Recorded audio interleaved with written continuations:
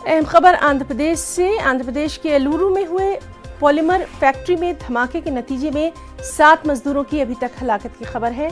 कई जख्मी बताए जा रहे हैं। जख्मियों को करीबी अस्पतालों में दाखिल किया गया और इलाज के लिए, बेहतर इलाज के लिए, क्योंकि ये ज़्यादातर झुलसे हुए हैं, इन्हें बड़े अस्पताल भी एडमिट करवाया गया है। कुछ की हालत नाजुक है। बॉयलर में हुए धमाके के बाद 4 मजदूर लापता हैं। रियासती हुकूमत ने महलवकीन के लवाहिकीन को 25-25 लाख, शदीद जख्मियों को 5-5 लाख, जबकि मामूली तौर पर जख्मियों को 2-2 लाख रुपए मुआवजा देने का ऐलान कर दिया है। सीधे रुख करेंगे हमारे साथी इसाक का। इसाक, अभी तक क्या कुछ निकल कर सामने आया है और रियासती हुकूमत ने मुआवजे का भी ऐलान किया है?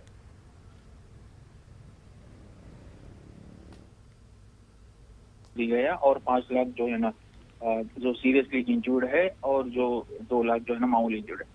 लेकिन जो अब अस्पताल में जो 13 लोग हैं उनमें जो है ना सिचुएशन 12 लोग की जो है ना क्रिटिकल पोजीशन है, जिसमें 70% के करीब जो है ना वो बॉडी इंजर्ड है। तो ऐसे में जो है ना सिचुएशन बहुत क्रिटिकल बता रही है। सभी लोग आईसीयू में है, कुछ लोग प्राइवेट अस्पताल में है और कुछ लोग गवर्नमेंट अस्पताल में है।